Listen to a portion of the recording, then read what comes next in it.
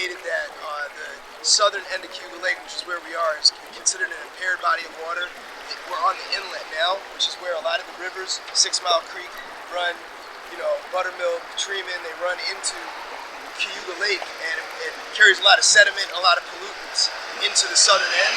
So we wanted to kind of not just focus on the shoreline, but go back to where some of the pollution is coming from, do some bioremediation, which includes like cattail, arrowhead, also calamus. These are different species of wetlands that were originally here before this was all a city. Try to put some of those things back to help clean the water a little bit, as scientifically proven to filter, get some of the nitrates and phosphorus out of the water.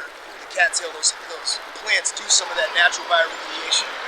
We want to help kids get a diploma, but we also wrote the charter based on kind of ecosystems, basically how we are with students, from adults to students, how they are as a community, as an ecosystem, and then how the students and the adults interact with the ecosystem to help improve, pollutants in society in general, global warming. We want kids to feel like they're actually getting their hands dirty and involved in cleaning and remediating some of the human impact. So in our classrooms, they're learning about phosphorus and nitrates.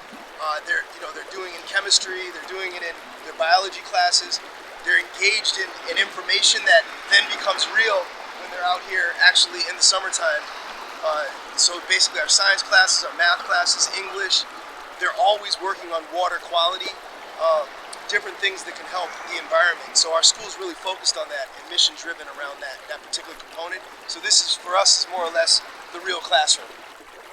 I think recently, since going to New Roots, I've gotten a lot more aware about the environment. Getting onto the canoes and seeing it right in my face, seeing dead wildlife, all of the garbage and trash, it's very eye-opening, because it's one thing to say that we have an issue with garbage and just disposal in general. It's a whole other thing to just see it firsthand, the poor water quality, the amount of garbage there is.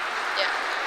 We also had a recent situation where we were planting up by Stewart Park, and we had planted like approximately 100 cattails that we had uprooted and relocated, and was looking really good. And the next day we came, and they were all uprooted, and we think someone did it on purpose. So that really, for me, it was very disappointing, but at the same time it made me want to fight back and be more passionate about the work, because I wasn't just going to let that take us down.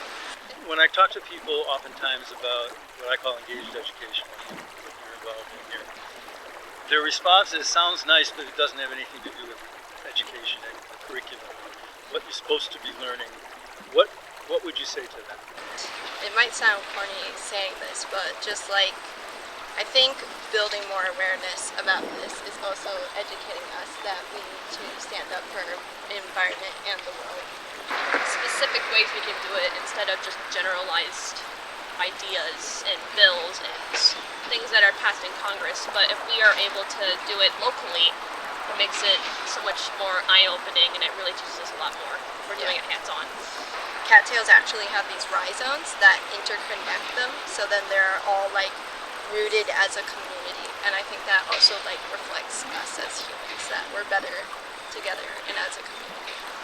The actual anatomy of plants, it's one thing to learn it in biology and learn it in science class, it's a whole other thing to actually do it hands-on. Good opportunity to learn how to like navigate jobs, like through the school for the first time. Like for your first job, it's like good because you know the people already, but it also teaches you how to like get a job in the future. But I have heard so many stories at our school of how unmotivated certain students were at their old schools where they weren't doing much, and then they came to a school where they got to do hands-on projects and got to go outside, and it really did change things.